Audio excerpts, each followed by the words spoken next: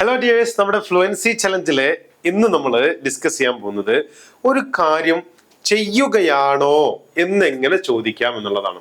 നമുക്ക് ഡെയിലി നമ്മുടെ കമ്മ്യൂണിക്കേഷനിൽ, നമ്മുടെ ലൈഫിൽ നമുക്ക് ചോദിക്കേണ്ടി വരുന്ന ഒന്നാണ് അല്ലേ. നീ ഉറങ്ങുകയാണോ, അവൻ വരികയാണോ, അവൾ എഴുതുകയാണോ, നീ പഠിക്കുകയാണോ, അവർ കളിക്കുകയാണോ, ഇങ്ങനത്തെ ഒരു ചോദ്യം ഉണ്ടല്ലോ. ആ ഒരു പാറ്റേൺ, ഒരു കാര്യം ചെയ്യുകയാണ്, ഇപ്പോൾ ചെയ്തുകൊണ്ടിരിക്കുന്ന കാര്യം ചെയ്യാണോ എന്ന് ചോദിക്കണ്ടേ.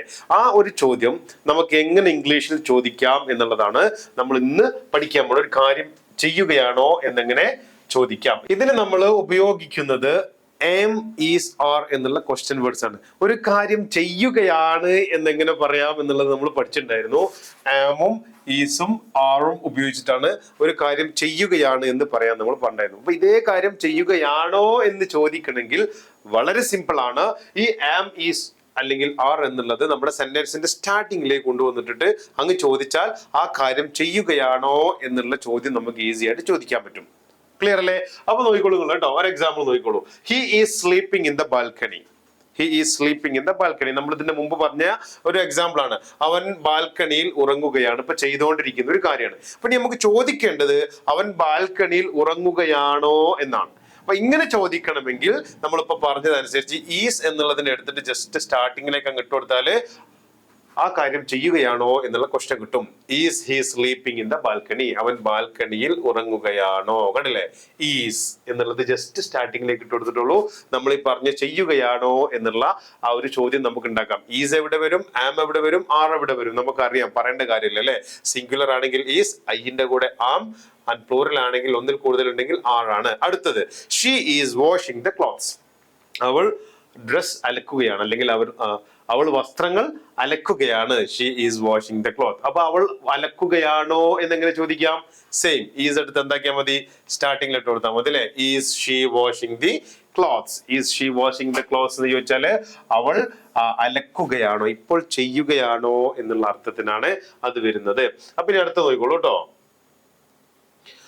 Is it running behind? It is running behind me. നമ്മൾ കഴിഞ്ഞ ഒരു കാര്യം ചെയ്യുകയാണ് എന്ന് പറഞ്ഞ അതേ എക്സാമ്പിൾസ് തന്നെയാണത്. ആ വീഡിയോ നിങ്ങൾ കണ്ടിട്ടുണ്ടെങ്കിൽ നിങ്ങൾക്ക് അത് ഓർമ്മ ഉണ്ടാവും. ഇറ്റ്സ് റണ്ണിങ് ബിഹൈൻഡ് മീ, അതെന്റെ പിന്നിൽ ഓടുകയാണ്. നമ്മൾ പറയുന്ന സമയത്ത് അത് ഓടുകയാണ്. അപ്പൊ നമുക്ക് അങ്ങോട്ട് ചോദിക്കണം, അത് നിന്റെ പിന്നിൽ ഓടുകയാണോ, ഇപ്പൊ ഓടുന്നുണ്ടോ എന്നാണ്. എന്ത് മതി, ഈസ് എടുത്ത് ആദ്യത്തിലേക്ക് ഇട്ട് കൊടുത്താൽ മതി. അത് പിന്നിൽ ഓടുകയാണോ എന്നുള്ള ചോദ്യം വരും. കണ്ടില്ലേ? Is it running behind you. Me മാറിയിട്ട് എന്താകും? യു. നമ്മള് ഒരാളോട് അങ്ങോട്ട് ചോദിക്കാണല്ലോ അല്ലെ. മീ മാറിയിട്ട് യു ആകും. അതാണ് ഒന്ന് ശ്രദ്ധിക്കേണ്ട വിഷയം കേട്ടോ. അപ്പൊ is it running behind you, അതെന്റെ പിന്നിൽ ഓടുകയാണോ എന്നുള്ളതാണ്. ഇവരൊക്കെ ശ്രദ്ധിച്ചോളൂ, സബ്ജക്ട് ഒന്നേ ഉള്ളൂ, അതുകൊണ്ടാണ് ഈസ് വന്നത്. ഒരാളെ ഉള്ളൂ അല്ലെ, ഹി, ഷീ, ഇറ്റ്, ഒരാളെ ഉള്ളൂ, അതുകൊണ്ടാണ് ഈസ് വന്നത്. ഇനി അടുത്ത് നോക്കിക്കോളൂ കേട്ടോ. I M reading a book.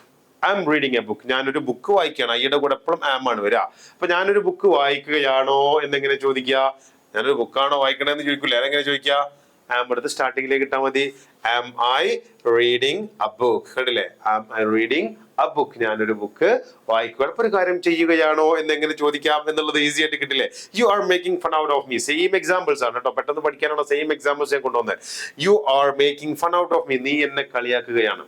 നീ എന്നെ കളിയാക്കുകയാണ്. അപ്പൊ തിരിച്ചു ചോദിക്കണം, നീ എന്നെ കളിയാക്കുകയാണോ. എങ്ങനെ ചോദിക്കും? ജസ്റ്റ് യു പ്ലൂറലാണ്, ഒന്നിൽ കൂടുതൽ ഉണ്ട് അല്ലെ.